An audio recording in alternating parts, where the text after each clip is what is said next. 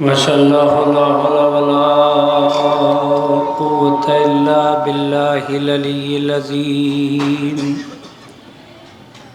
اعوذ باللہ من الشیطان اللعین الرجیم. بسم اللہ الرحمن الرحیم. الحمدللہ رب العالمین والصلاة والسلام علی اہل بیتہ الطیبین الطاہرین المعصومین المظلومین المنتجبین المنتخبین. اما بعد فقد قال اللہ تعالی وتبارک فی کتابہ المحکم وخطابہ المتقن وقولہ احسن. بسم اللہ الرحمن الرحیم. ذکر فإن الذکرى تنفع المؤمنین. صلوات بھیجیں محمد.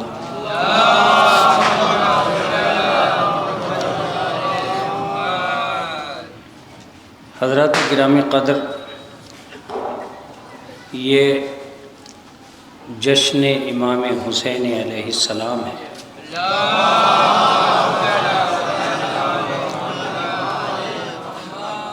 اور ہم سب یہاں اپنے آخری امام کی بارگاہ میں ان کے جد امجد کی ولادت کے اس خاص موقع پر جمع ہوئے ہیں تاکہ زیادہ سے زیادہ ان تک اپنا ہدیہ تبریک پیش کر سکیں.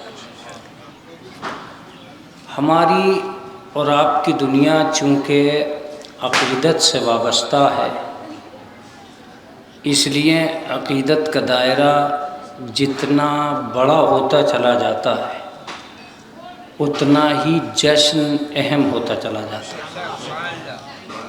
جتنا عقیدت مند جمع ہوتے چلے جاتے ہیں خوشیوں میں اتنا ہی اضافہ ہوتا چلا جاتا ہے.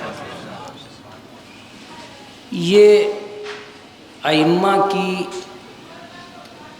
تواریخ ولادت اس لیے بھی ہمارے درمیان میں آتی ہیں تاکہ ہر ذاتی خوشی کو عقیدے کی خوشی سے وابستہ کر کے ہم دیکھ سکیں کہ ہر خوشی محلے تک محدود رہتی ہے، خاندان تک محدود رہتی ہے، برادری تک محدود رہتی ہے، لیکن جب ائمہ کی خوشی آتی ہے تو وہ اس کی وسعت بھی اتنی ہی ہوتی ہے جتنا عقیدے کی وسعت ہوتی ہے. میں برسہ برس سے یہ کوشش کر رہا تھا کہ آپ کی خدمت عالیہ میں کبھی 3 شعبان کے عنوان سے حاضر ہوں، اور اکثر میں نے یہ کوشش کی لیکن عرصے سے یہ کوشش کامیاب نہیں ہو پا رہی تھی. اس مرتبہ اس انجمن نے ایک اہتمام کیا اور میں حاضر خدمت ہوا. گو کہ آپ مجھے چاروں طرف سنتے رہتے ہیں، لیکن چونکہ یہ ایک خاص موقع ہے لہٰذا اس میں بہت ضروری ہے کہ کچھ خاص باتیں آپ کی خدمت عالیہ میں عرض کی جائیں. یہ نہ سوچیے گا کہ بہت اونچے پیمانے پہ تقریر ہونا چاہیے تھی، وہ ہوئی یا نہیں ہوئی. نہ میں اس لیے آیا ہوں، میں صرف اس لیے آیا ہوں کہ مومنین کے درمیان میں بھی شرکت کر سکوں، اور آخرت میں جب وہ نامہ اعمال نکالے جائیں جہاں مومنین نے اپنی عقیدت کا اظہار کیا ہے تو میری بھی شرکت اس کے درمیان میں رہے. وقت چونکہ آپ نے زیادہ دیا ہے، وسعت ہے بہت زیادہ وقت میں، اس لیے میں نے جس آیہ کریمہ سے اس کو اپنا عنوان کلام قرار دیا ہے اس میں ایک لفظ پایا جاتا ہے ذکر فإن الذکر تنفع المؤمنین۔ قبلہ آپ آگے آ جائیے ورنہ یہ نامناسب رہے گا، میری نگاہیں آپ تک پہنچتی رہیں گی اور میں یہ سوچتا رہوں گا کہ یہ مناسب نہیں ہے۔ ایک صلوات پڑھ دیں محمد والے۔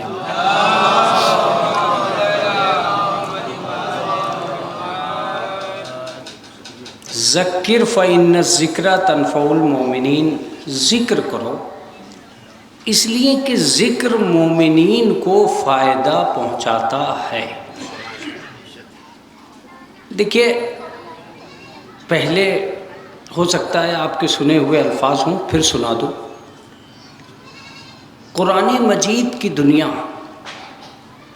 جب تک یہ عقلیں باقی رہیں گی اس وقت تک قرآن مجید کا ہر لفظ ایک نئی عقل کے سامنے ایک نیا چیلنج بنے گا۔ سوال یہ نہیں ہے کہ قرآن کو کیسے سمجھایا جائے، سوال یہ ہے کہ کون سی عقل آئے جو اسے اچھے انداز سے سمجھا سکے۔ یہی وجہ ہے کہ جتنے قرآن آپ اکٹھے کر لیں، قرآن کی آیت ایک ہوگی، ترجمے بہت ہوں گے، ترجمے الگ الگ ہو جائیں گے۔ جو عربی قواعد اور قوانین سے واقف ہیں وہ بھی ترجموں میں فرق کرتے ہیں عقائد کے اعتبار سے، ورنہ اہدنا الصراط المستقیم کا ترجمہ صرف ایک ہوتا کہ سیدھے راستے پر گامزن رکھ، کسی نے کہا دکھا، کسی نے کہا بتا، کسی نے کہا ہدایت دے۔ تو یہ جو ترجمے بدلے ہیں یہ اس لیے بدلے ہیں کہ انسان کی عقل اس لفظ کی گہرائی تک پہنچ نہیں پا رہی ہے، اس نے قرآن کو عقل کے مطابق سمجھایا ہے، الہی حد کے مطابق نہیں سمجھایا۔ یہ طے جو لفظ میں کہہ رہا ہوں وہ اپنی جگہ ہے کہ قرآن مجید کو الہی حدود کے مطابق جان لینا یہ ممکن نہیں ہے۔ اب یہ چونکہ جلال پور ہے اور جلال پور پہ خطبہ کو بہت بھروسہ ہوتا ہے، اس لیے میں یہ لفظ کہنے جا رہا ہوں کہ اگر قرآن مجید کی ایک ہی تفسیر زمانے کے لیے کافی ہوتی تو پھر ہر دور میں نئی تفسیر کی ضرورت ہی نہیں پڑتی۔ نئے دور میں نئی تفسیر کی کیا ضرورت ہے؟ نئی تفسیر کا تو مطلب یہ ہے کہ کل جو سمجھایا گیا تھا وہ ایک مکمل تک، ایک حد تک صحیح تھا، ہم اس صحیح پہ اور انوکھا انداز لے کے آئے ہیں، اس لیے ہم اس تفسیر کو پیش کر رہے ہیں۔ اس کا مطلب یہ کہ عقلیں بدلتی رہیں گی، قرآن سمجھ میں آتا رہے گا، اور ایک دن عقل کامل کا مالک آئے گا اور قرآن مجید کی حقیقی تصویر دکھلائے گا۔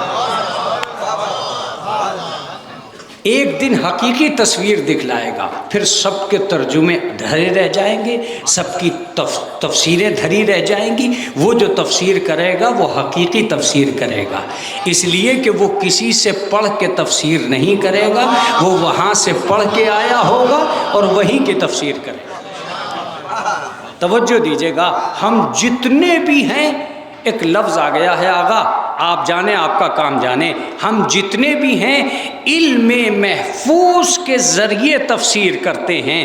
آل محمد لوح محفوظ کے ذریعے تفسیر کرتے ہیں۔ چنانچہ جب قرآن مجید دربار میں پیش ہوا کہ اس قرآن مجید کو جمع کرو، تو جتنے لوگ لائے تھے انہوں نے یہی کہا کہ ہم نے رسول کے جیسا سنا ہے ویسا لکھا ہے۔ سب نے یہی کہا کہ ہم نے رسول سے جیسا سنا ہے ویسا لکھا ہے، جس موقع پہ سنا ہے ویسا لکھا ہے۔ حضرت علی نے کہا قرآن جس شان سے نازل ہوا ہے میں نے ویسے لکھا۔ اس کا مطلب یہ ہوا کہ قرآن مجید عقلوں کے مطابق دنیا انسانیت کے سامنے پیش ہوتا رہے گا، اور ہمیشہ قرآن مجید کو سمجھنے کے لیے کاوشیں کی جاتی رہیں گی۔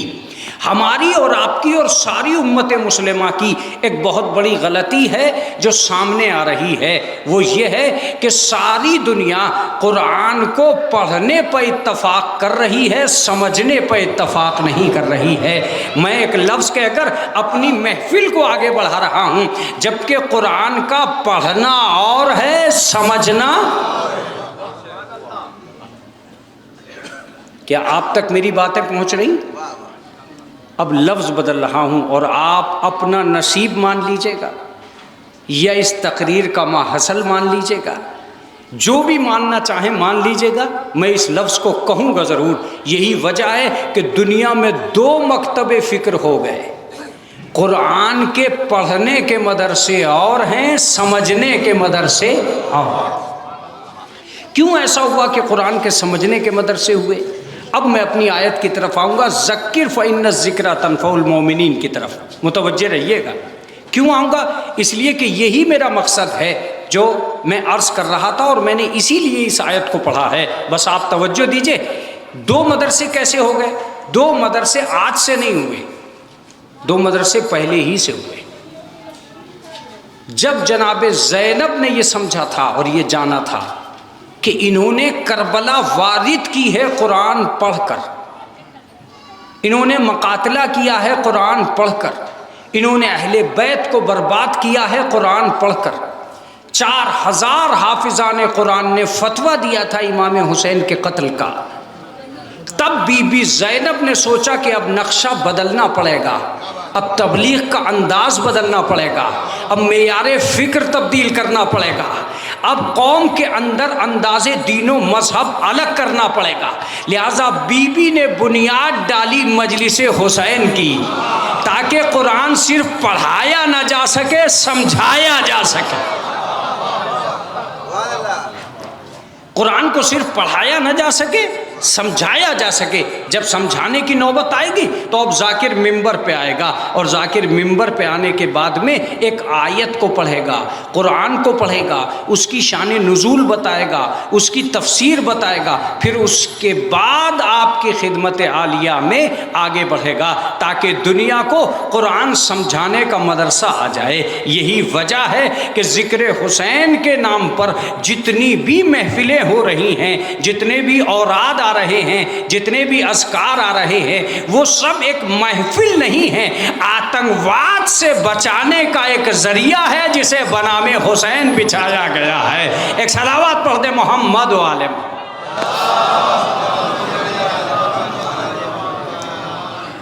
عزیزو، اس سے پہلے کہ میں ولادت کی طرف جاؤں، اس آیت پر تھوڑا سا تبصرہ چاہتا ہوں۔ یہ کیا آیت ہے؟ ذکر فإن الذکریٰ تنفع المؤمنین، ذکر کرو اس لیے کہ مومنین کو ذکر فائدہ پہنچاتا ہے۔ ساری باتوں کو چھوڑ دیجئے، میں آج کی ڈیٹ میں کہہ رہا ہوں کہ آج کی ڈیٹ میں چراغ لے کے نکل جائیے اور ڈھونڈتے پھریے کہ کہیں تو ایسا ہونا چاہیے جہاں ذکر بھی ہو، مومنین بھی ہوں،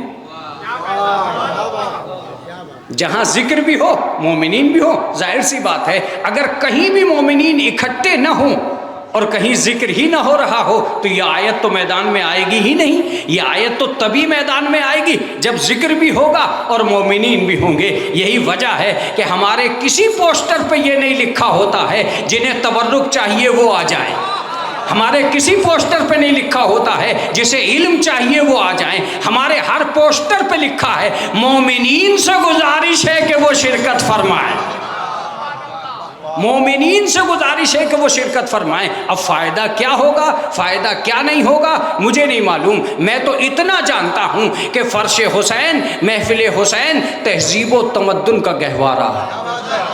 اب آپ بیدار ہیں تب بھی اور نہیں ہیں بیدار ہیں تب بھی، یہ لفظ ہیں جو آپ تک پہنچنا چاہیے۔ تہذیب و تمدن کا گہوارہ ہے محفل حسین، یقین کی معراج ہے محفل حسین، عقیدے کی بلندی ہے محفل حسین، سیرت کی بنیاد ہے محفل حسین، اسلام کی تبلیغ ہے محفل حسین، شریعت کی دنیا ہے محفل حسین، عقیدت کی آباد بستی ہے محفل حسین، عقیدت کی آباد بستی ہے۔ ذکر حسین اس لیے بھی لازم ہے کہ محلے میں کسی یزید کو جنم ہونے کا موقع نہ مل سکے۔ ایک صلوات پڑھ دے محمد و آل محمد۔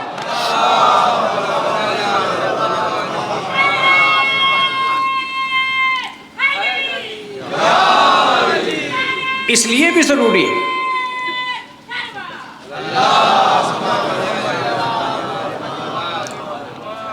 اب یہ کہ بھائی ذکر کیا ہے؟ ذکر کوئی بھی ہو، کم سے کم مومنین تو اکٹھے ہوں، مومنین تو اکٹھے ہوں۔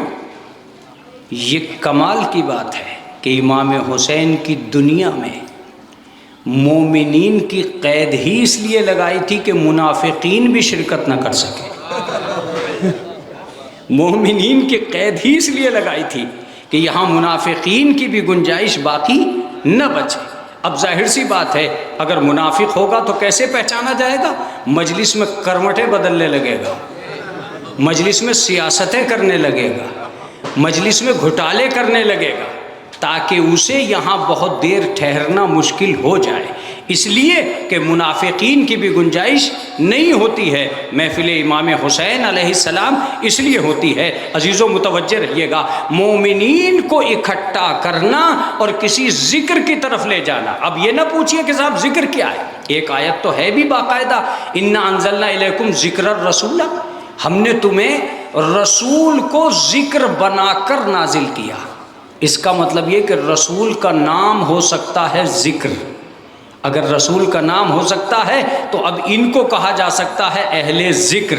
فَاسْأَلُوا أَهْلَ الذِّكْرِ إِن كُنتُمْ لَا تَعْلَمُونَ شَيْئًا، تم اہل ذکر سے پوچھو اگر تم نہیں جانتے ہو۔ اس کا صریحی مطلب یہ ہوا کہ کہیں نہ کہیں اہل ذکر ہیں، کہیں نہ کہیں اہل ذکر ہیں۔ ہمارے لیے کیا کہا؟ سواء علیہم انذرتہم ام لم تنذرہم لا یؤمنون انما تنذر من اتبع الذکر، برابر ہے انہیں ڈرائیے یا نہ ڈرائیے، صرف اور صرف ڈرے گا وہ جو ذکر کا اتباع کرتا ہوگا۔ اس کا مطلب یہ کہ جو مومنین کی صفیں ہیں وہ صرف اور صرف اتباع کے لیے۔ اب سوال یہ پیدا ہوتا ہے کہ صاحب انہیں کہاں تلاش کریں، کیسے کریں؟ تو میں یہ کہتا ہوں کہ خالق کائنات نے دو ہی راستے اس کائنات کو عطا کیے تھے، اور دو راستے اس کائنات میں اس لیے دیے تھے کہ انسان قیامت تک ایک مطمئن صورتحال سے وابستہ رہے۔ وہ مطمئن صورتحال کیا ہے؟ اللہ نے اس زمانے کو، یہاں سے میں 2-4-10 منٹ دیکھوں گا کہ میرا یہ موضوع چل رہا ہے کہ نہیں چل رہا ہے۔ نہیں چل رہا ہے تو میری کوئی صحت پہ اثر نہیں آئے گا، یہ بھی طے ہے۔ آنا نہ جانا مسئلہ نہیں ہوگا، آپ کا آنا مسئلہ ہے، میرا آنا مسئلہ نہیں ہے۔ متوجہ رہیے گا، اللہ نے 2 زمانوں میں اس دنیا کو بند کیا ہے۔ ایک زمانے کا نام تھا نبوت اور ایک کا نام تھا امامت۔ 1,24,000 کیا ہیں؟ نبی۔ 12 کون ہیں؟ امام۔ آج ہم کس کی شان میں بیٹھے ہیں؟ امام کی شان میں۔ متوجہ رہیے گا، 2 زمانوں ہی میں بند ہیں۔ ابتدا نبوت کے نام، انتہا امامت کے نام۔ جاگتے رہیے، ابتدا نبوت کے نام، انتہا امامت کے نام۔ ابتدائے دین نبوت سے، انتہائے دین امامت سے۔ نبوت شریعت کو لانے کی دنیا، امامت شریعت کو دنیا سے خدا کے سامنے لے جانے کی دنیا۔ بہت توجہ سے دیجیے گا، شریعت کے لانے کا نظام نبوت میں، شریعت کو وہاں تک پہنچانے کا نظام امامت میں۔ اب بالکل مختصر کر رہا ہوں، آدم سے غدیر تک نبوت ہے، غدیر سے قیامت تک امامت ہے۔ غدیر سے قیامت تک امامت ہے۔ بانی شریعت کا نام ہے نبوت، محافظ شریعت کا نام ہے امامت۔ دین کو لانے کا نام نبوت ہے، دین کو بچانے کا نام امامت ہے۔ یہ 2 لفظ ہیں، ایک نبی ہے اور ایک امام ہے۔ نبی اپنی جگہ، امام اپنی جگہ، لیکن ہم یہ کہہ کر نہیں گزر سکتے کہ نبی اپنی جگہ اور امام اپنی جگہ۔ نہیں، ضرورت تو تھی۔ اگر ضرورت نہیں تھی لفظ امام کی تو پھر کیوں اہتمام ہوا؟ کہا مولانا اس کا کوئی ثبوت نہیں ہے۔ سب سے بڑی بحث یہاں ہوتی ہے کہ اس کا کوئی ثبوت نہیں ہے۔ پہلے تھوڑی سی دیر لفظ امام پر رہوں گا۔ اس کا کوئی ثبوت نہیں ہے امامت کا۔ کس بات کا ثبوت؟ کس آپ کوئی قرآنی ثبوت پیش کیجئے۔ اگر قرآنی ثبوت آپ کے پاس ہے تو پیش کیجئے امامت کا۔ میں نے کہا کہ بات تو یہ بھی صحیح کہہ رہے ہیں، انہیں تو ہر بات قرآن ہی سے چاہیے۔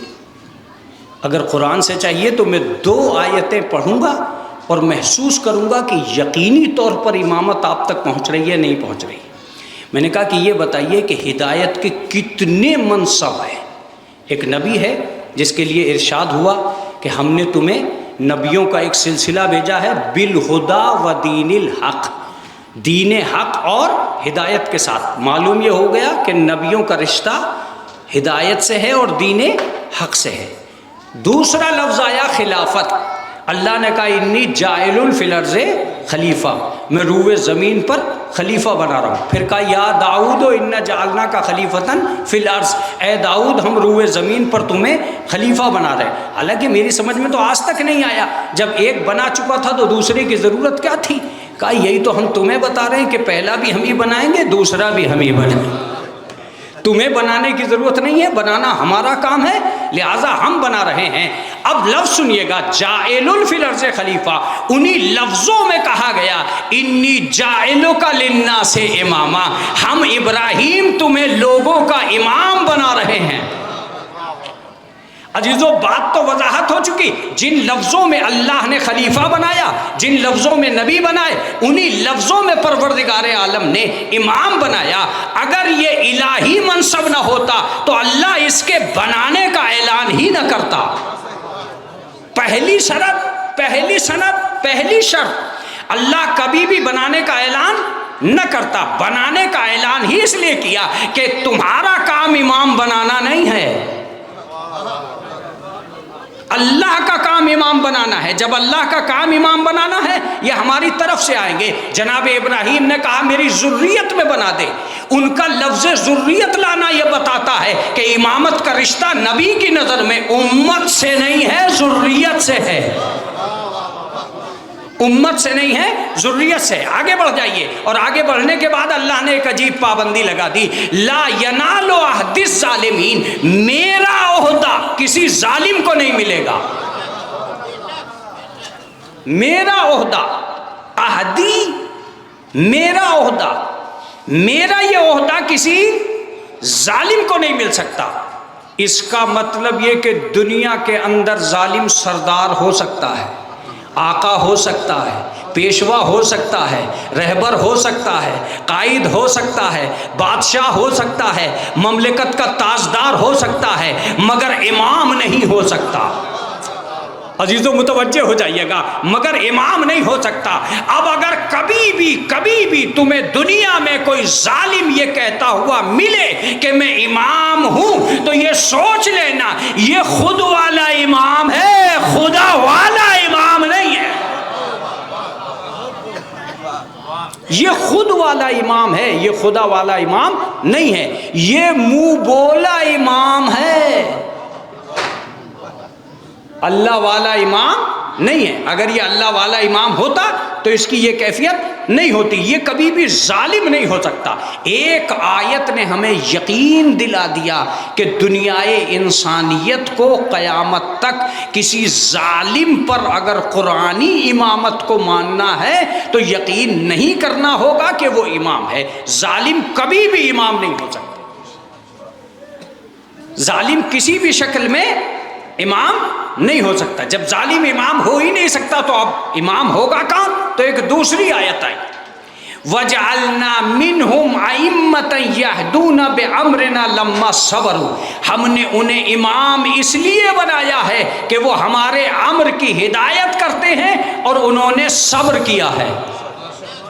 آغا اس آیت میں 3 چیزیں ہیں، امر ہے، ہدایت ہے اور صبر ہے۔ اس کا مطلب یہ جو اولی الامر ہوگا وہ امام ہوگا، جو ہادی مطلق ہوگا وہ امام ہوگا، اور جو صابر ہوگا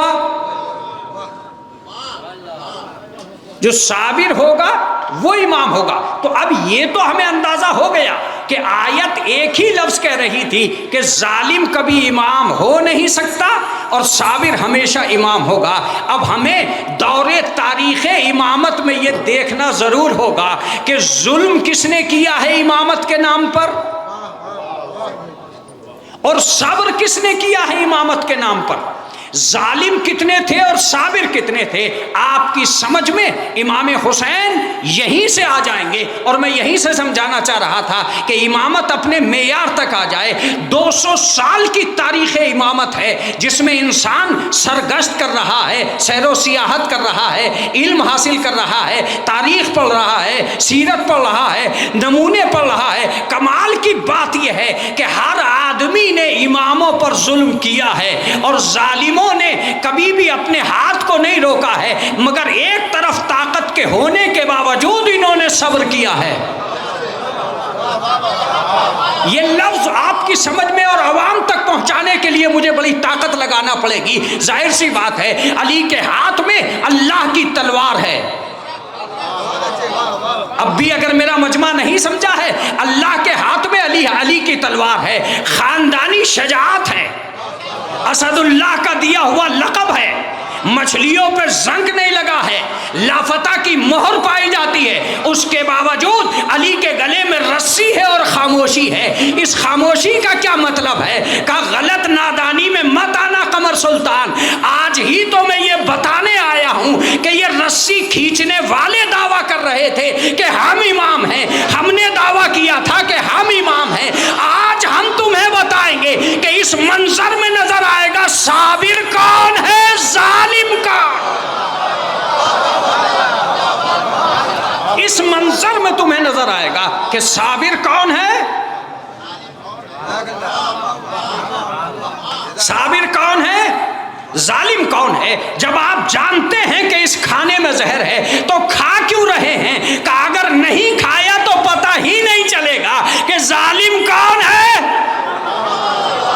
میں تم سے مخاطب ہوں، ظالم کون ہے، صابر کون ہے۔ جب آپ بہادر باپ کے بیٹے ہیں تو مدینے سے نکل کیوں رہے ہیں؟ کہ اگر نہیں نکلا تو پتہ ہی نہ چلے گا کہ ظالم کون ہے، صابر کون ہے۔ توجہ دیجیے گا، یہاں سے وہاں تک مجھ سے جڑ گئے ہو کہ نہیں جڑے ہو؟ جب آپ کے پاس عباس جیسا بہادر ہے تو تلوار کو توڑ کیوں رہے ہیں؟ کہ اگر نہیں توڑا تو پتہ ہی نہیں چلے گا کہ صابر کون ہے، ظالم کون ہے۔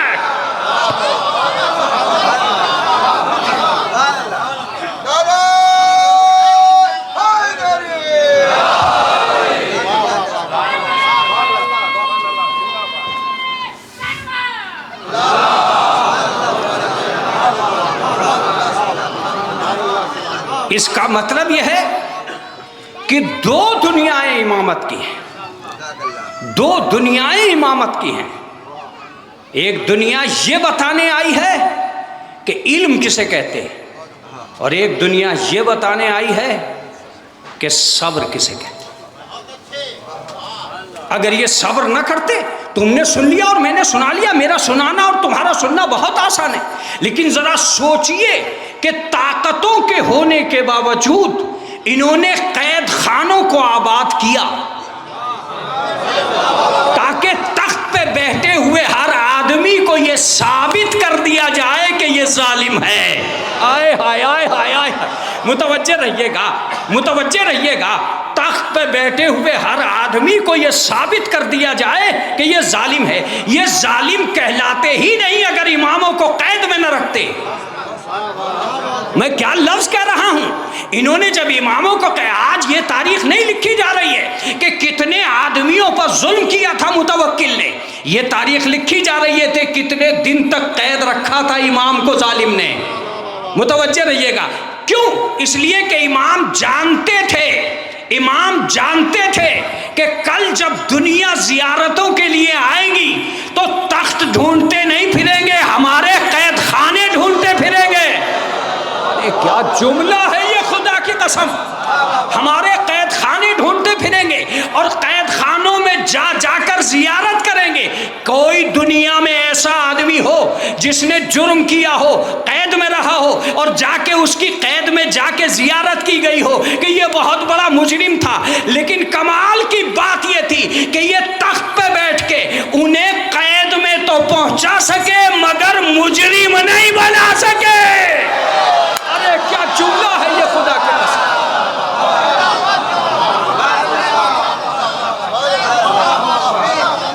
قید میں پہنچایا مگر کسی کو بھی مجرم نہیں بنایا۔ تو 200 سال کی اس تاریخ میں ایک لفظ لکھا ہوا ہے اور اس کا نام ہے صبر۔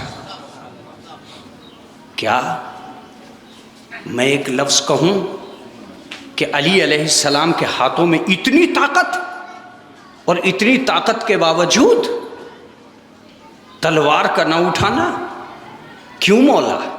کل کا جوان تڑپے گا، آپ سے پوچھے گا اس بہادری کی دنیا کیا ہے؟ کا غلط تفسیر مت کیا کر، میری بہادری کبھی کمزور نہیں ہوگی، مجھ سے بڑا بہادر دنیا میں آیا ہی نہیں ہے۔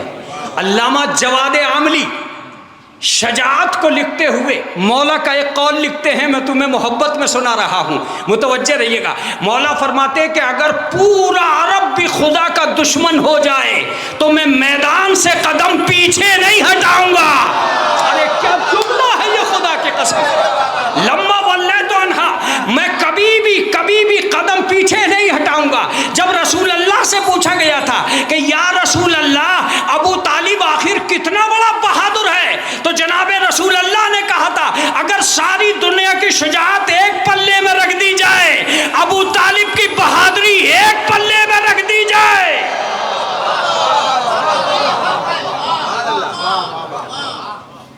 لرجح میزان ابی طالب، تو یقینی طور پر جناب ابو طالب کی شجاعت کا پلہ بھاری ہوگا۔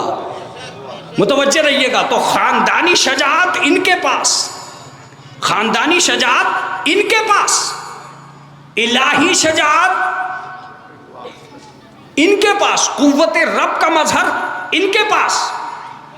مولا کتنے بڑے بہادر ہیں آپ کا، اتنا بڑا بہادر، ذرا آہستہ سنیے گا اور زور سے داد دیجیے گا۔ اتنا بڑا بہادر ہوں کہ کسی بھی پہلوان کے لیے آسمان سے تلوار نہیں آئی۔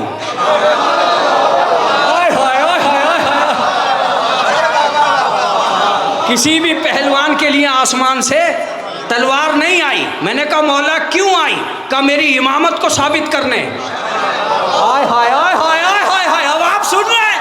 میری امامت کو ثابت کرنے۔ میں نے کہا میں نہیں سمجھا۔ کہا موسیٰ کو موسیٰ جب مانا فرعون نے، جب عصا اژدہا بنا اور حیۃ تسعیٰ، وہ ایسا اژدہا جو چلنے لگا تو فوراً یہ ڈرنے لگا اور کہنے لگا واقعاً تم موسیٰ اللہ کے نبی ہو۔ موسیٰ کے عصا نے بتایا یہ نبی ہے، میری ذوالفقار نے بتایا میں امام ہوں۔ آئے ہائے آئے، موسیٰ کا عصا سند بنے گا موسیٰ کے لیے۔ یہ جملہ سید حسینی میلانی نے اپنی کتاب امامت میں مع الائمۃ الہداۃ میں لکھا ہے کہ ذوالفقار کا اترنا علی کی امامت کی دلیل ہے۔ ذوالفقار کا اترنا علی کی امامت کی دلیل ہے، جیسے موسیٰ کے عصا کا اژدہا بننا ان کی نبوت کی دلیل ہے۔ اسی طریقے سے ذوالفقار کا اترنا کوئی معمولی بات نہیں تھی۔ جب وہ عصا چلا، تم سن رہے ہو، جب وہ عصا چلا تو عصا چھوٹا تھا، اژدہا بڑا تھا۔ میں جو کہنا تھا کہہ چکا۔ جب تک ذوالفقار نیام میں تھی چھوٹی تھی، جب چلی تو 40 گز پھیل گئی۔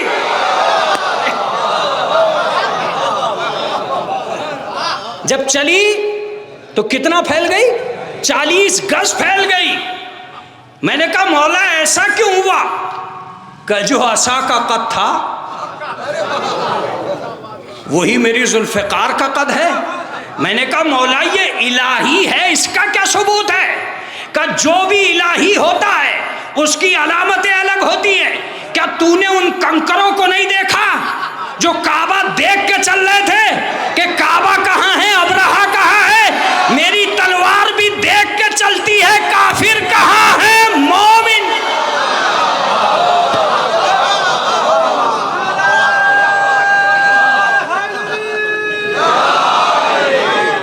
تو امامت کی دنیا وابستہ ہے صبر، صبر کے جوہر دکھلانے والے امام ہوتے ہیں۔ تو میں اگر گلے میں رسی ہے بھی تو اس کا یہ مطلب کبھی نہیں ہوا کہ میں مجبور تھا۔ اس پورے واقعے کو پڑھنے کے بعد اب ایک لفظ اگر میں نہ پڑھوں تو ہو سکتا ہے کہ مومن ہیں اور مومن کے عقیدے ہیں، جذبات یہ کہہ جاتے ہیں کہ انہوں نے کیا کیا اور انہوں نے کیا نہیں کیا۔ ہماری طرح کے دو مومن اور تھے جو وہیں کھڑے تھے۔ وہ کون تھے؟ جو ہماری طرح سوچ رہے تھے۔ وہ تھے جناب سلمان اور جناب ابو ذر۔ جیسے ہی مولا کے گلے میں رسی دیکھی، جناب ابو ذر نے تلوار میں ہاتھ ڈال دیا اور تلوار کو نکالنا چاہتے تھے کہ جناب سلمان نے ہاتھ روک کے کہا، ابو ذر تم علی سے بڑے بہادر نہیں ہو۔ ابو ذر تم علی سے بڑے بہادر نہیں ہو، تلوار کو ہاتھ میں رکھو۔ اگر جنگ کرنے کی ضرورت ہوتی تو خود علی مرتضیٰ تلوار چلا رہے ہوتے، لہذا اپنی تلوار کو نیام میں رکھ دو۔ اب دنیا کہتی ہے کہ یہ 9 درجے پہ تھے، وہ 10 درجے پہ تھے۔ یہ بات اپنی جگہ ہے، مگر جلال پور میں قمر سلطان آیا ہے، اس لیے اپنی شناخت تو بنا کر جائے گا۔ متوجہ رہیے گا، اگر ابو ذر تلوار نہ نکالتے تو محبت کا پتہ نہ چلتا، سلمان نہ روکتے تو معرفت کا پتہ نہ چلتا۔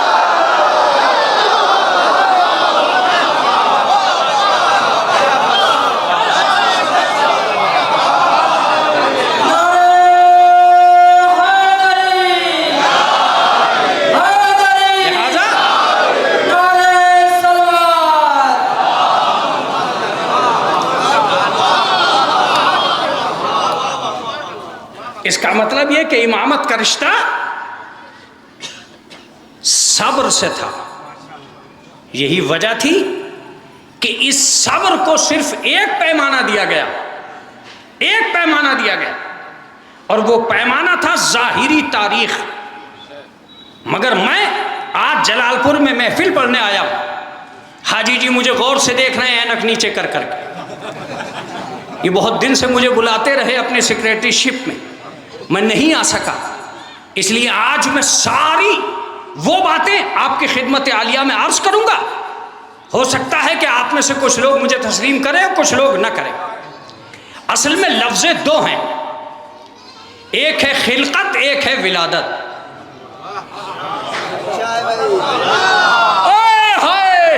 ایک ہے خلقت، ایک ہے ولادت۔ آج تک دنیا کے کسی سورما کو یہ پتہ ہی نہیں چلا کہ یہ تخلیق کب کیے گئے۔ تاریخ نے صرف یہ بتایا یہ پیدا کب ہوئے۔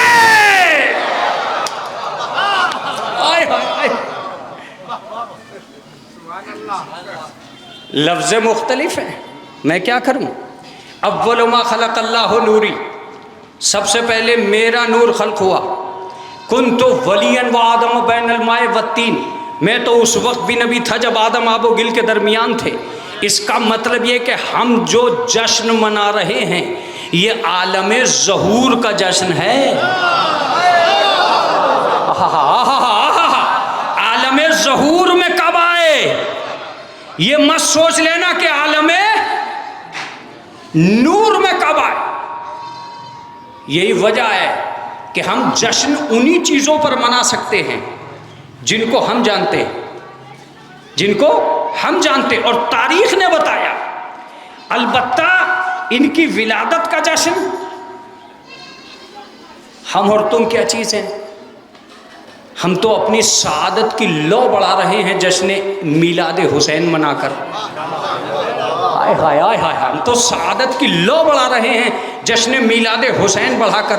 اصل مسئلہ یہ ہے کہ آج ہمارے لفظیں بھی گم ہو گئی ہیں، ہم کیا کہیں کس کی ولادت ہے، ہم کیا کہیں کس کی ولادت ہے؟ صبر کی ولادت ہے، نظام کائنات کی ولادت ہے، محافظ شریعت کی ولادت ہے، بانی ولایت کی ولادت ہے۔ آج کیا کہیں؟ امام کی ولادت ہے، 9 اماموں کے والد کی امامت ہے، ولادت ہے، کیا کہہ سکتے ہیں؟ آج ہمارے لفظ بھی گم ہیں کہ ہم کیا کہیں۔ البتہ یہ طے تھا، لفظ سنیے، اور یہ میری عقیدت کا لفظ ہے، اگر یہ عالم ظہور میں نہ آتے تو شاید جسم ناس کبھی معتبر نہ ہو پاتا۔ لفظ تم نے سن لی، سمجھانا میرا کام ہے۔ جسم ناس کبھی معتبر نہ ہو پاتا۔ ان کا کمال تھا کہ انہوں نے عالم بشریت میں ابھر کر، عالم بشریت میں اتر کر انسان کی ہر چیز کو بلند و بالا ہونا سکھا دیا۔ آنکھیں آنکھیں رہتی عین اللہ نہ بنتی اگر یہ نہ آتے، ہاتھ ہاتھ رہتے ید اللہ نہ بنتے اگر یہ نہ آتے، جسم جسم رہتا، نفس نفس رہتا، نفس اللہ نہ بنتا اگر یہ نہ آتے۔ اس کا مطلب یہ ہے کہ یہ جسم کی قد و قامت بڑھانے آئے تھے۔ اب میں آ گیا تمہارے پاس، تم آ گئے میرے پاس۔ کبھی بھی یہ مت سوچنا کہ اہل بیت اپنی مجبوریوں کی بنیاد پہ آئے ہیں، اپنی مجبوریوں کی بنیاد پہ نہیں آئے ہیں، اہل بیت تمہاری حاجتوں کی بنیاد پر آئے ہیں۔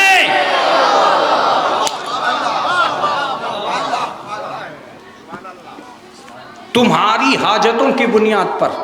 انہیں ضرورت نہیں تھی کہ یہ نبی بنے، انہیں ضرورت نہیں تھی کہ یہ ولی بنے، انہیں ضرورت نہیں کہ فاطمہ بنے، انہیں ضرورت نہیں کہ حسین بنے، یہ تو پہلے ہی سے بنے ہوئے ہیں،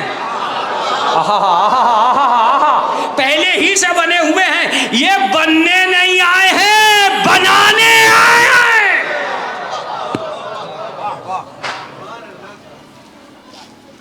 کیا بنانے آئے؟ یہ تم سوچو کیا بنانے آئے؟ بنانے آئے، بننے تو آئے نہیں۔ کیا بنانے آئے ہیں؟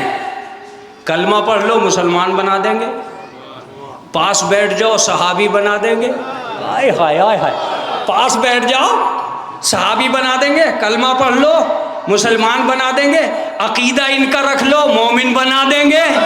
ارے کیا جملے ہیں یہ، خدا کی قسم! عقیدہ ان کا رکھ لو مومن بنا دیں گے، ان کے اور قریب آ جاؤ تو فضہ بنا دیں گے، تھوڑا اور قریب آ جاؤ تو سلمان بنا دیں گے۔ تشتاق الجنت علی ثلاث رجل السلمان و مقداد و ابو ذر، 3 آدمی ایسے ہیں جنت ان کی مشتاق ہے، سلمان، ابو ذر اور۔ تو اس کا مطلب یہ ہے کہ دنیا کو یہ مان لینا چاہیے کہ امت اور ہے، امت اور ہے، امامت اور ہے، ہم اور ہیں، وہ اور ہیں، ہم یہاں سے وہاں جائیں گے، وہ وہاں سے یہاں آئے۔ ان کا مقابلہ مت کر بیٹھنا، کبھی یہ سوچنے لگو کہ مقابلہ ان کا مقابلہ نہیں۔ ایک دن رسول اسلام سے عالم نور میں کہا گیا، رسول تجھے ہدایت انسانی کے لیے زمین پہ جانا، پروردگار میں جانے کے لیے تیار ہوں۔ کہا ایسے ہی مت چلے جانا، لوگ نور کو دیکھ بھی نہیں پائیں گے، ہدایت کیا کریں گے؟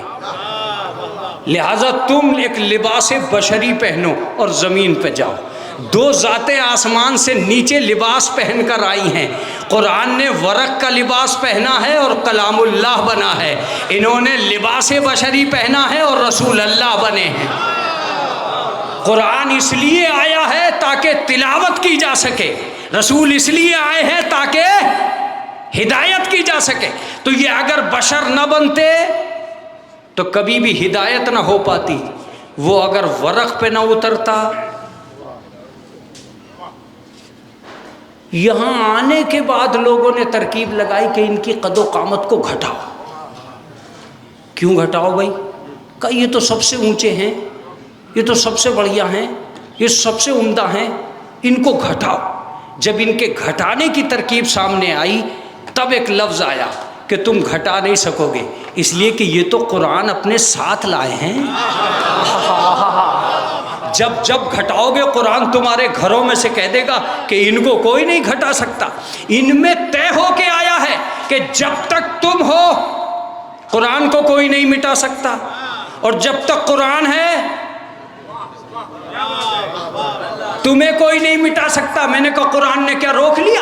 اس نے تو کہہ دیا کہ رسول اللہ ہم جیسے تھے۔ کہا پاگل ہے، جب قرآن کتابوں کی بھیڑ میں جا کر کتابوں جیسا نہ ہو سکا تو رسول اللہ آدمیوں کی بھیڑ میں آدمیوں جیسے کہاں سے ہو جائیں گے؟ لہٰذا انہیں اپنے جیسا کہنا یہ ممکن نہیں تھا۔ نتیجہ یہ آسمان سے صرف اس لیے آئے تھے کہ مقدر بنا سکے، تقدیریں بنا سکے، انسان پیدا کیے جا سکے۔ میں برابر لفظیں کہہ دوں پھر اس کے بعد ولادت کی طرف آ جاؤں گا، 2-4 واقعات اور پھر تمام۔ متوجہ رہیے گا، یہ بنانے آئے ہیں، بننے نہیں آئے ہیں، یہ سجانے آئے ہیں۔ آدھی لفظیں تمہارے حوالے کروں گا۔ یہ سجانے آئے ہیں، سجنے نہیں آئے ہیں۔ یہ پڑھانے آئے ہیں، پڑھنے نہیں آئے ہیں۔ یہ بڑھانے آئے ہیں، بڑھنے نہیں آئے ہیں۔ یہ جنت جانے نہیں آئے ہیں، جنت میں لے جانے آئے ہیں۔ میں لفظوں ہی سے سمجھایا کرتا ہوں اپنے سامعین کو۔ یہ جنت جانے نہیں آئے ہیں، جنت لے جانے آئے ہیں۔ ہم عمل کریں گے تو جنتی بنیں گے۔ یہ بچپن ہی میں جوانان جنت کے سردار بنیں گے۔ اب اس سے زیادہ نہیں کہا جا سکتا۔ یہ بچپن ہی میں جوانان جنت کے سردار بنیں گے۔ اس میں میں بہت دیر پڑھتا ہوں لیکن تھوڑا آگے بڑھ جائیے۔ یہ بچپن ہی میں جوانان جنت کے سردار بنیں گے۔ تم جنت میں جاؤ گے تو کھاؤ گے۔ اب بیدار نہیں ہو تم جنت میں جا کر کھاؤ گے، یہ جنت سے منگا کر کھائیں گے۔ تم جا کر لباس پہنو گے، یہ منگا کر لباس پہنیں گے، وہ بھی عید کے دن، تاکہ ساری بستی دیکھ لے کہ امت کا لباس کیا ہے، امامت کا لباس کیا ہے۔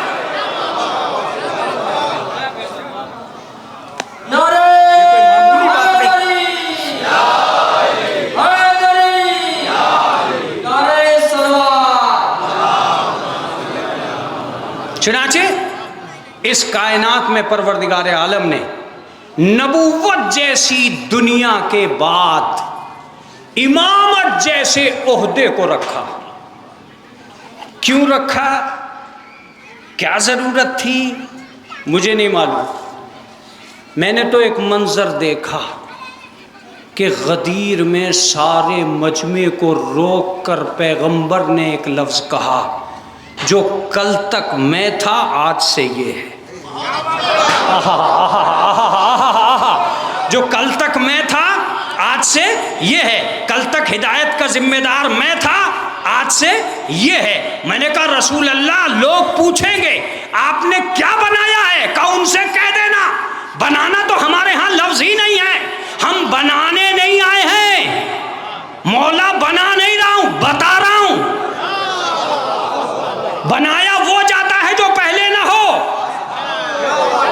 علی تو پہلے سے مولا ہے، جنہوں نے نہیں مانا ہے ان سے منوانے آیا ہوں۔ میں نے کہا رسول اللہ لوگ مانا میں گھٹالے کریں گے کہ دوست کو ولی کہتے ہیں، ناصر کو ولی کہتے ہیں، مددگار کو ولی کہتے ہیں۔ کہ کوئی کچھ بھی کہے تو اتنا کہہ دینا کہ میں نے علی کو اٹھا کر ایک ہی لفظ کہا تھا، آج تک کا ذمہ دار میں ہوں، قیامت تک کا ذمہ دار یہ ہے۔ قیامت تک کی ذمہ داری میں علی کے حوالے کر رہا ہوں، امامت کے حوالے کر رہا ہوں۔ حالانکہ قد نصبہ لکم ولیا و اماما و ہادیا، سارے لفظ لائے ہیں رسول، ایک بھی لفظ چھوڑا نہیں ہے رسول اللہ نے۔ تو ولی کے معنی تو اور کر لو گے، امام کے کیا معنی کرو گے؟ امام کے کیا معنی کرو گے؟ امام کے تو کوئی معنی کرنے پڑیں گے کہ نہیں کرنے پڑیں گے؟ کہا صاحب وہ تو بات ٹھیک ہے، لیکن امامت کا فائدہ، میں نے تو کہا ان سے پوچھ، مجھ سے کیوں پوچھ رہا؟ رسول اللہ سے پوچھ کہ جب اچھی خاصی 1,24,000 نبیوں کی نبوت چل رہی تھی تو 1,24,000 12 ہو جاتے؟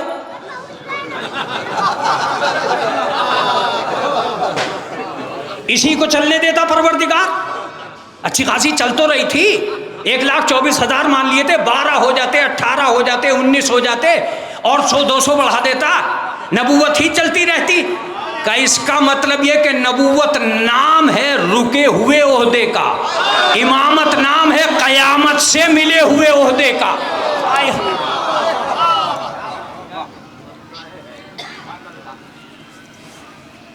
ارے قمر سلطان چلو کہو تو صحیح، ہو سکتا فائدہ ہو جائے۔ رسول اللہ کے پاس 2 لفظیں تھی، قاطع النبیین، یہ نہیں کہا گیا نبوت منقطع ہو گئی، یہ کہا گیا خاتم النبیین۔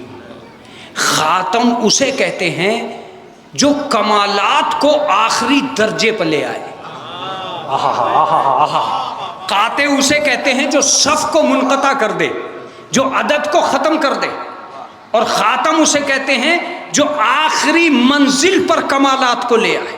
اس کا مطلب یہ نبی ہی آخری نہیں ہے، سارے کمالات اپنے انجام کو پہنچ گئے۔ جہاں کمالات اپنے انجام کو پہنچ گئے وہاں نبی نے اعلان کیا آخری میں ہوں۔ نبوت کا اور امامت کا پہلا یہ ہے، امامت کا پہلا یہ ہے، اس نے ہاتھوں ہی پہ یہ وعدہ کر لیا رسول سے، میرے رسول آج جس دین کو تو نے میرے حوالے کیا ہے، میری اولاد پیام بدل بدل کر، پیمانہ بدل بدل کر تیرے اس دین کو حفاظت دیتی رہے گی۔ میری اولاد اسی دین کی محافظت کرے گی، پیغمبر میں اس دین کو بچاؤں گا۔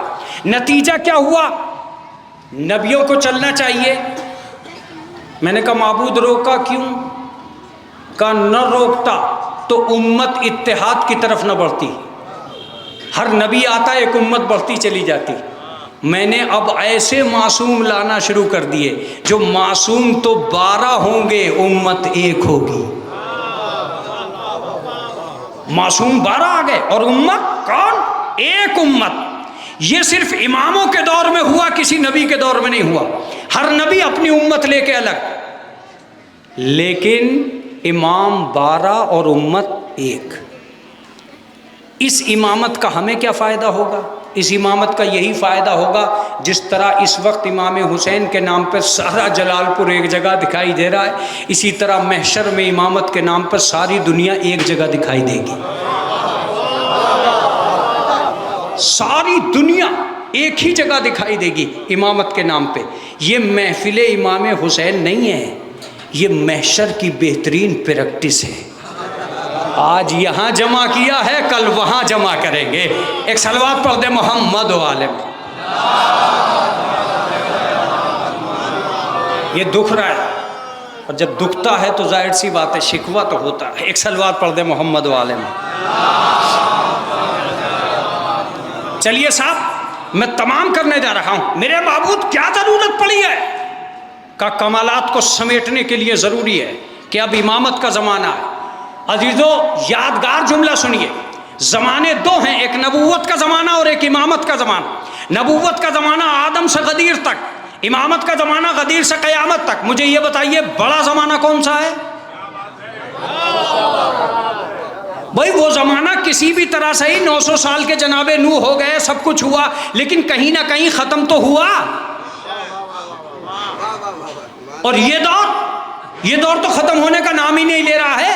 1200 سال سے اوپر کے تو امام ہو چکے، سارے نبیوں کو تو کراس کر گئے کہ نہیں کر گئے؟ تو اس کا مطلب یہ ہوا کہ یہ تو زمانہ ختم ہی نہیں ہونے جا رہا ہے۔ تو نہ ختم ہونے والے زمانے کے لیے کتنے بنائے؟ 1,24,000۔ جو زمانہ ختم ہو گیا، جس کی مدت تب طے تھی، اس کے لیے کتنے بنائے؟ 1,24,000۔ اور جو زمانہ کبھی ختم ہی نہیں ہوگا اس کے لیے کتنے بنائے؟ صرف 12۔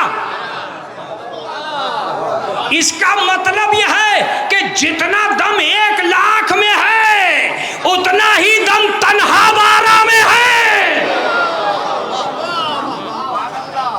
یہ تو ماننا پڑے گا کہ نہیں ماننا پڑے گا؟ معبود انہیں بھی 25-26 ہزار بنا دیتا، انہیں بھی 25-26 ہزار بنا دیتا۔ کہ نبوت میں اور امامت میں یہی تو فرق ہے کہ نبیوں کو میں نے شہروں میں بانٹا، ایک مصر میں پیدا ہوا، ایک کہیں پیدا ہوا، ایک کہیں پیدا ہوا، ایک کہیں پیدا ہوا، لیکن سارے اماموں کو ایک ہی گھر میں پیدا کیا۔ اب آپ بیدار نہیں ہیں۔ سارے اماموں کو ایک ہی گھر میں پیدا کیا اور اس گھر کا نام جناب ابو طالب ہے۔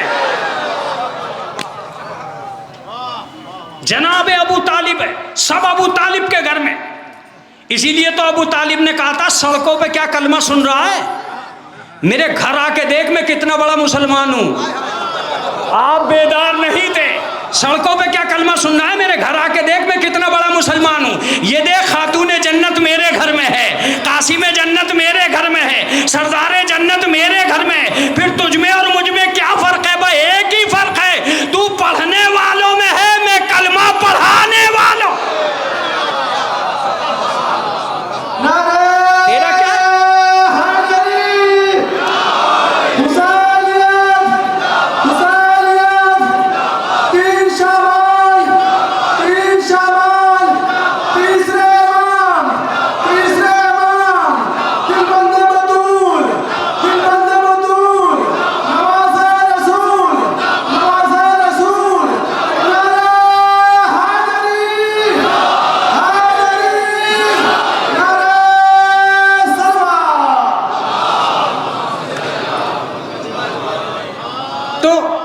اس کا مطلب یہ کہ ان میں ایک ایک میں اتنا دم ہے کہ ان کے ہزاروں میں۔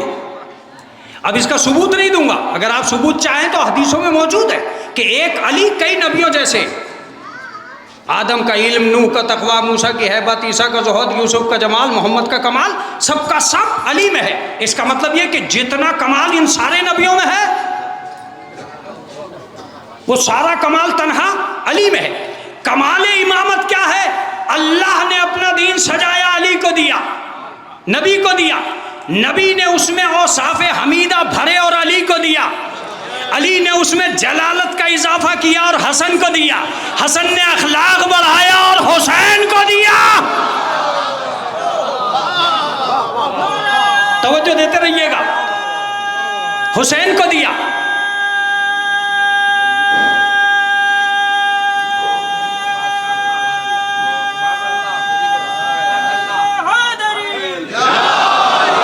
حسین کو دیا، امام حسین نے صبر و شہادت کا اضافہ کر کے سید سجاد کو دیا، سید سجاد نے عبادت کی مہریں لگائیں اور امام باقر کو دیا، امام باقر نے علم کے اسناد جمع کیے اور جعفر صادق کو دیا، جعفر صادق نے صداقت کی دنیا آباد کی اور موسی کاظم کو دیا، موسی کاظم نے علم بڑھایا، علی رضا کو دیا، مرضی پروردگار کی چادر اڑائی اور تقی کو دیا، تقوی کی مہریں لگائیں اور نقی کو دیا۔ جب 12 معصوم صفتیں اکٹھا ہو گئی تو امام غائب کو ملی۔ میں نے کیا لفظیں کہی ہیں؟ اگر 11 معصوم سندوں کا وارث کوئی ہے تو وہ 12واں امام ہے۔ کون ہے یہ 12واں امام؟ کسے کہتے ہیں امام؟ ہم کسی کو جب تک امام نہیں مانتے جب تک اس کے آگے پیچھے 2 معصوم نہ ہوں۔ نبی نے بتایا کہ علی امام ہے، حسن نے نماز پڑھ کے بتایا کہ واقعاً علی امام ہے۔ ایک معصوم کے آگے پیچھے 2 معصوم، ایک امام کے آگے پیچھے 2 معصوم، 11واں معصوم۔ توجہ دیتے رہیے گا، امام حسن معصوم ہے، علی نے بتایا کہ حسن معصوم ہے، حسین نے نماز پڑھ کے سند دے دی کہ حسن معصوم ہے، محمد تقی نے بتایا کہ علی نقی معصوم ہے، 11ویں نے نماز پیچھے پڑھی اور بتا دیا کہ یہ امام ہے، 11ویں نے بتایا کہ 12واں امام ہے. اب کوئی پیچھے نماز پڑھنے کے لیے معصوم نہیں تھا. اللہ نے کہا عیسیٰ تمہیں زندہ رہنا پڑے گا.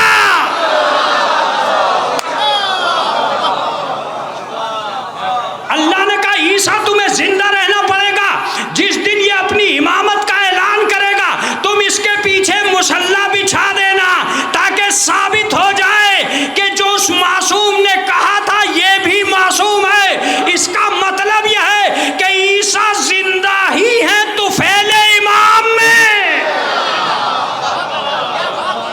بطفیل امام زمان حضرت عیسیٰ زندہ. تو ایک امامت ہمارا عقیدہ یہ نہیں ہے کہ ہم نے کسی غیر معصوم کے کہنے سے کسی کو امام مان لیا. نہیں، امامت خدائی منصب ہے. جب وہ زمین کی طرف سفر کرتی ہے تو سعادت اور عروج بلندیوں کی طرف جاتی ہے. جس کے دل میں امام آ جائے وہ بلند و بالا ہو جاتا ہے. جس کے دماغ میں امام آ جائے وہ بلند و بالا ہو جاتا ہے. فاطمہ کا گھر بقعہ نور بنا ہوا تھا. کمال یہ نہیں تھا. اہل بیت زمین پہ اس لیے آئے تھے تاکہ دنیا کو ایک نظارہ دکھا سکے کہ آسمان سے نیچے نور کا آنا ایک عام بات ہے، مگر نیچے سے نور کا اوپر تک جانا ایک خاص بات ہے. یہ کمال تھا اہل بیت میں کہ نیچے سے اوپر تک نور جایا کرتا تھا. چنانچہ تیسرے امام کی ولادت، اللہ، فاطمہ کا گھر، علی کا بیٹا، رسول کا نواسا، محافظ امامت، مکے اور مدینے کی دنیا، اور اس میں ایک عروج نور تھا جو آسمان تک جا رہا تھا. عروج نور تھا جو آسمان تک جا رہا تھا. 1000 فرشتے زمین پہ آ رہے تھے. میں نے کہا فرشتوں تم کیوں آ رہے ہو؟ کہ جب سے اہل بیت زمین پہ گئے ہیں بلندیوں نے نیچے جانا سیکھ لیا ہے. کیا جملہ ہے یہ خدا کے! بلندیوں نے نیچے جانا سیکھ لیا ہے. آیتیں اوپر تھی نیچے چلی آئیں، فرشتے اوپر تھے نیچے چلے آئے، برکتیں اوپر تھی نیچے چلی آئیں، رحمتیں اوپر تھی نیچے چلی آئیں. اب بلندی وہ نہیں ہے جہاں عرش معلیٰ ہے، اب بلندی وہاں ہے جہاں اہل بیت کا خاندان ہے. وہ کل تک کی تاریخ تھی جب عرش معلیٰ بلند تھا. جب اہل بیت زمین پہ آ گئے تو ساری بلندیوں کو زمین پہ لے آئے. اور کمال کی بات یہ تھی کہ سلمان کو اسی دروازے پہ کھڑا کرا جس دروازے پر رضوان جنت کو کھڑا کیا. کیا قیامت کا جملہ تھا جو تم حاصل نہیں کر سکے؟ اے سلمان تم میں ہمت کہاں سے ہو گئی؟ کہ میں تو کبھی بھی قدسی کے برابر میں کھڑا ہی نہ ہوتا. یہ تو فاطمہ کے دروازے کا کمال تھا کہ بی بی نے اسے زمین پہ بنا دیا اور رضوان جنت بھی وہیں آیا جہاں میں آیا. وہ فرق اتنا تھا میں ایران سے آیا ہوں، یہ آسمان سے آیا ہے. لیکن میں قدسی کے برابر میں آ کے کھڑا ہوا صرف اس کی وجہ سے. اگر فاطمہ کا دروازہ نہ ہوتا تو ہم قدسیوں کے برابر کہاں سے ہو جاتے؟ کہاں سے ہو جاتے؟ یہی وجہ ہے میرے دوستو کہ آج کی دنیا میں، میرے بزرگوں سے میں کہہ رہا ہوں، آج کی دنیا میں ہم ڈھونڈتے پھرتے کہ کس طرح اپنی بزم میں فرشتوں کو بلائیں. فاطمہ نے کہا حدیث قضا پڑھو خود بخود فرشتے آ جائیں گے. ہم تمہیں وہ بزم دیں گے جس میں فرشتے آتے ہوں.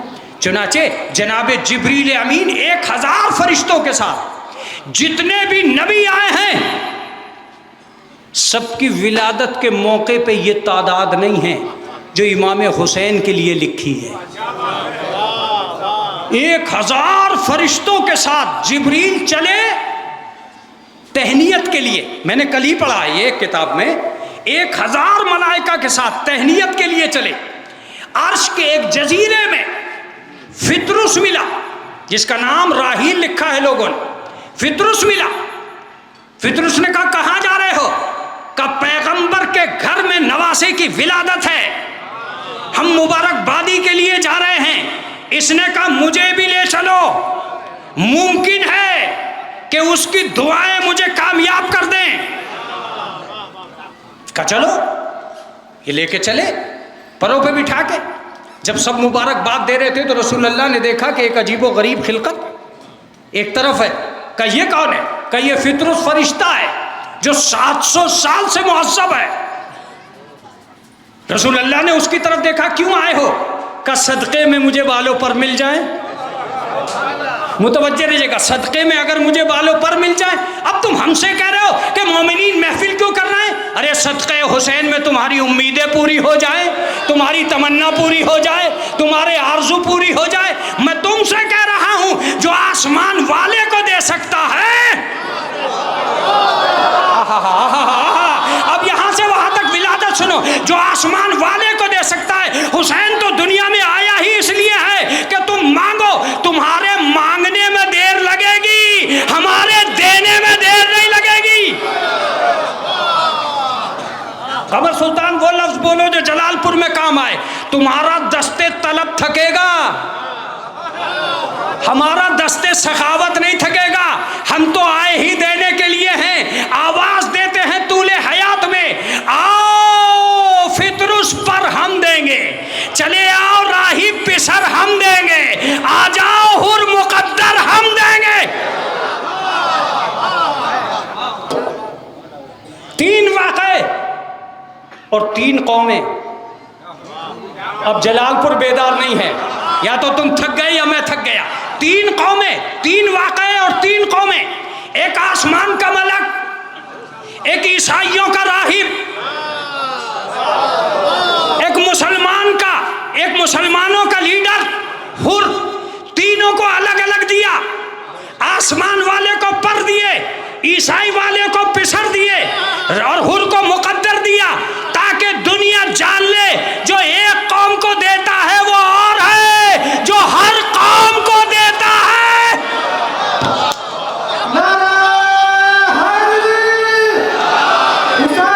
جو ہر قوم کو دیتا ہے وہ اور ہے.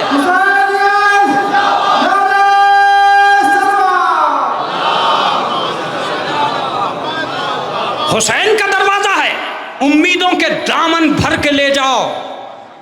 بھیک ملنے میں دیر نہیں لگتی. یہ وہ نہیں ہے جو صرف رزق بانٹتے ہوں. اہل بیت کے دروازے کے علاوہ دنیا میں نے کوئی دروازہ نہیں دیکھا ہے. اب تک معصوموں کی بستی کو بھی میں نے کھنگال کے دیکھا تو ایک ہی لفظ ملا کہ کل تک وہ اونچا تھا جو آسمان سے کچھ منگا لے. اہل بیت نے آ کے یہ عظمت پلٹی ہے کہ آسمان والوں سے لے کر اونچا ہونا اور ہے، انہیں دے کر اونچا ہونا.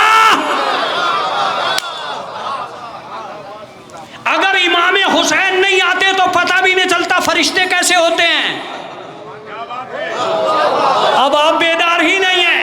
بے بالوں پر فرشتے کو اوروں کو بھی دکھلایا،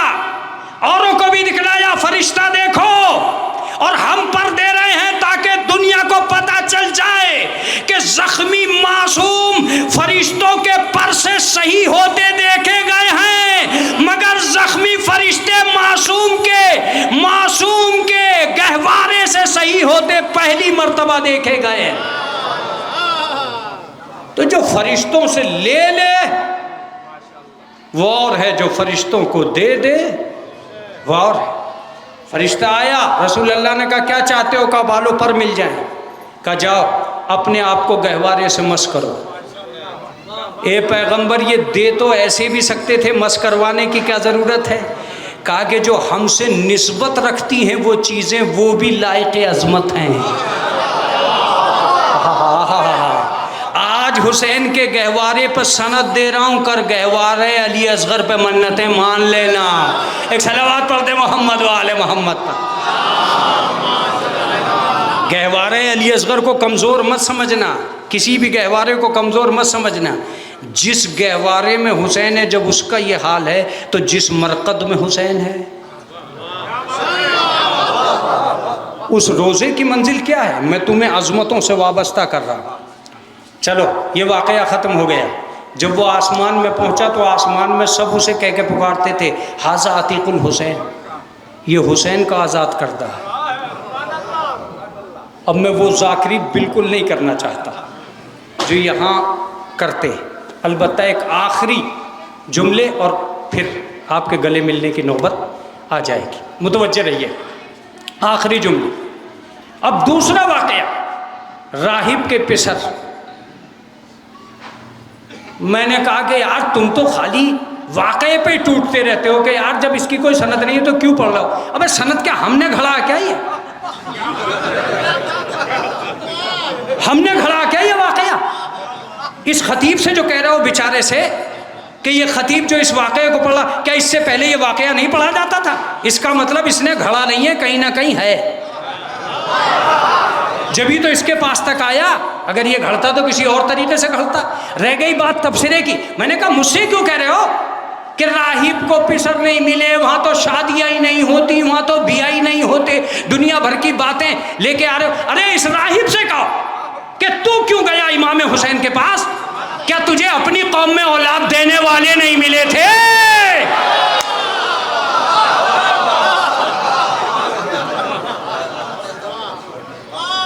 تو کیوں گیا بھائی؟ تجھے ہی نہیں جانا چاہیے تھا، نہ تو جاتا، نہ واقعہ بنتا، نہ مسئلہ لگتا۔ یہ بات کیا ہوئی؟ کہا میں تو گیا۔ میں نے کہا کیوں گیا؟ کیا تیری قوم میں نہیں تھے اولاد دینے والے؟ اپنی قوم والوں کے پاس جاتا۔ مگر پتہ چلا پہلا دشمن اس واقعے کا عیسائی ہے، جس نے مسلمانوں کو پیسے دے دے کے کہا کہ اس واقعے کو مٹاؤ، اس لیے کہ جب تک یہ واقعہ رہے گا عیسائی فقیر بنا رہے گا، حسین امیر بنا رہے گا۔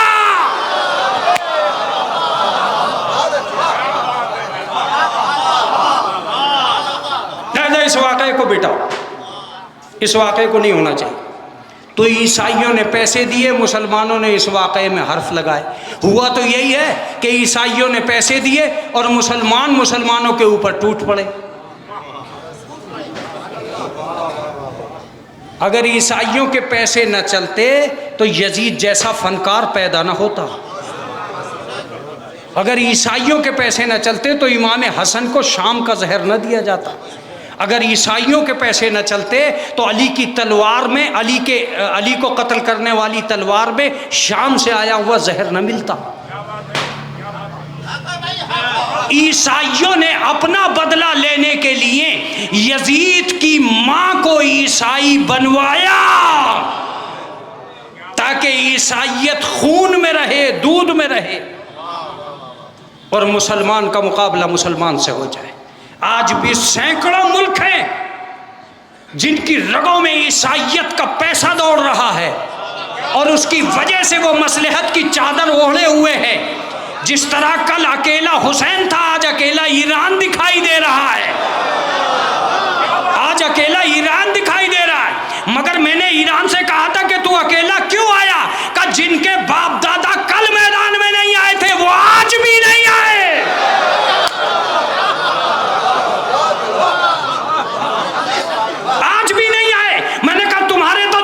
مر گئے، کا مر تو گئے مگر تاریخ تو لکھ گئی کہ کرار کی نسلیں کہاں رہتی ہیں، فرار کی نسلیں کہاں رہتی ہیں۔ تو اس عیسائی سے جا کے کہو کہ تو بھکاری خامخواہ کیوں گیا رسول اللہ کے پاس؟ ارے تجھے جانا ہی نہیں چاہیے تھا۔ ارے اس نے کہا پاگل ہے، یہ واقعہ تو دیکھ، یہ کب کا ہے؟ میں نے کہا کب کا؟ یہ کوئی مباہلے کے کچھ ہی دن کا بعد کا واقعہ ہے یہ؟ میں نے تو مباہلے میں ہی دیکھ لیا تھا۔ ہائے ہائے ہائے ہائے، میری پوری قوم کے لیڈروں کے ہاتھ اٹھنے بھی نہ پائے۔ میں تو اسی وقت سمجھ گیا تھا جن کی بد دعا کامیاب نہیں ہے، ان کی دعا کیا کامیاب ہوگی؟ میں تو اسی وقت سمجھ گیا تھا۔ میں نے کہا میں ان کے پاس کیوں جاؤں، میں ان کے پاس جاؤں گا۔ اور جو سن، میں تو گیا تھا رسول اللہ ہی کے پاس۔ میں نے کہا ہوا کیا تھا؟ کہا جب میں مسجد میں پہنچا تو رسول اللہ کی آغوش میں ایک چاند سا پسر تھا۔ میں سمجھ گیا کہ یہ ان کی بیٹی کا بیٹا ہے۔ اس نور نظر کو وہ چوم رہے تھے۔ مجھے حسرت پیدا ہوئی کہ میں اپنے لیے ایک بیٹا مانگوں، تو میں نے رسول کو مخاطب کیا، یا رسول اللہ مجھے بیٹا چاہیے۔ رسول نے اس کی پیشانی کی طرف دیکھا اور پیشانی کی طرف دیکھ کے کہا تیری تقدیر میں نہیں ہے، اس کا مطلب یہ کہ رسول اللہ تقدیر پڑھنا جانتے تھے۔ یہاں سے دوسرا دشمن میدان میں آیا کہ اس واقعے کو مٹاؤ، اس لیے کہ ہم نے تو اپنی کتابوں میں یہ لکھ دیا ہے کہ رسول تحریر پڑھنا نہیں جانتا اور یہ تو تقدیر پڑھنا جانتا ہے۔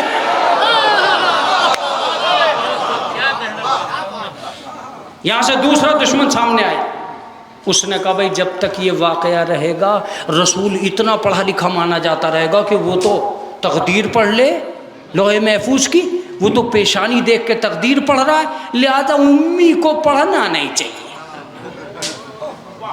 یہ واقعہ ہی نہیں ہوا۔ میں نے رسول اللہ سے ہاتھ جوڑ کے کہا مانگنے آیا تھا آپ سے، دلوائے اس سے۔ ارے آپ ہی دے کے راڑ کاٹ دیتے، جو کچھ ہونا تھا ہو جاتا، کم سے کم یہ تو ہوتا کہ پیغمبر سے مانگنے آیا تھا۔ یہ شیعوں میں تو تکرار نہ ہوتی کہ پیغمبر کی توہین ہو گئی۔ اس نے کہا تو نہیں جانتا، رسول نے فرمایا تو نہیں جانتا، ہمارا فرض بنتا ہے کہ ہم جو جہاں تک کی معرفت رکھتا ہو اس سے آگے تک کی معرفت کرا دیں۔ میں یہ جانتا تھا کہ عیسیٰ نے بتایا ہے کہ میں عیسیٰ کے بعد نبی ہوں، میں عیسیٰ کے بعد نبی ہوں، یہ جانتا تھا۔ اب میرا فریضہ بنتا تھا کہ سن، عیسیٰ کے بعد میں ہوں، میرے بعد یہ ہے، عیسیٰ کے بعد میں ہوں اور میرے بعد یہ ہے، لہٰذا میں نے نہیں دیے۔ کہ تیری تقدیر میں نہیں ہے۔ امام حسین مچلے اور مچل کے کہا کہ ہم نے ایک دیا، ہم نے دو دیے، ہم نے تین دیے، دے دیے۔ میں نے کہا آقا کیوں دے رہے ہو؟ کہا میرے نانا نے یہ نہیں کہا کہ تجھے بیٹے نہیں ہوں گے، یہ کہا ہے کہ تقدیر میں نہیں ہے۔ نانا نے اپنا کام کیا، ہم نے اپنا کام کیا۔ نانا تقدیر پڑھنا جانتے ہیں تو میں بدلنا جانتا۔ بآخر دعوانا الحمدللہ رب العالمین۔ پروردگارہ ہمارے اس جشن کو، اس مسرت کو، ایک اس خوشی کو برکت کا سبب قرار دے دے۔ پروردگار عالم یہ امام حسین علیہ السلام کی محبت میں جمع ہیں، اسی محبت میں دن دونی رات چوگنی ترقی عنایت فرما۔ پروردگار عالم ہم یہ چاہتے ہیں کہ یہاں مومنین و مومنات جتنے بھی بیٹھے ہیں آقا حسین علیہ السلام کی بارگاہ میں ہم کہیں نہ کہیں کسی نہ کسی طرح مودت محبت وسیلہ ولایت کی بنیادوں پر سرخرو ضرور ہو جائے۔ ہماری اس مبارک بادی کو اس دن سے لے کر اور جب تک ہم ہیں، جب تک جو امام کے بارے میں کرتے رہیں اسے ہمارے امام زمانہ کے سامنے ضرور پہنچا دیا جائے۔ پروردگار عالم ہم تجھ سے سوال کرتے ہیں اہل بیت کی محبت کا سوال اور اہل بیت کی محبت کی ترقی کا سوال کہ ان کے فضل و کمال میں سے ہمیں کچھ حصے عنایت فرما۔ پروردگار عالم ہماری اس قوم کے بچوں کی، بزرگوں کی، جوانوں کی حفاظت فرما۔ معبود جہاں جہاں بھی ظالمین ہیں ان کو نیست و نابود فرما، مظلومین و مستضعفین کی مدد فرما۔ پروردگار عالم ہم تیرے پیارے کے چاہنے والے ہیں معبود، اسی کا غم اور اسی کی خوشی مناتے ہیں۔ پروردگار عالم ہمارے غم اور ہمارے خوشی میں آل محمد کی مسرت کو برقرار رکھنا، ان کی مرضی پر چلنے کی توفیق عنایت فرمانا، نیک اعمال کو بلندی عنایت فرمانا، صاحب معراج کا واسطہ ہمارے اٹھے ہوئے ہاتھوں کو محروم نہ کرنا، ہماری اس محفل کو قبول کرنا، جو بانیان محفل ہیں ان کو دلی سرور عنایت کرنا، جو شریک ہوئے ہیں محفل کے ان کی دلی مرادوں کو پورا کرنا، ہمارے عقائد کو کامل رکھنا، ہمیں سرزمین حیات محمد و آل محمد پر قائم و دائم رکھنا، امام زمانہ کے ظہور میں تاجیل فرمانا، تاجیل فرمانا، تاجیل فرمانا۔ ایک مرتبہ پھر میں آپ سب کی جانب سے اپنے امام کی خدمت عالیہ میں مبارکباد پیش کرتا ہوں امام حسین علیہ السلام کی اس موقع ولادت پر۔ آمین یا رب العالمین۔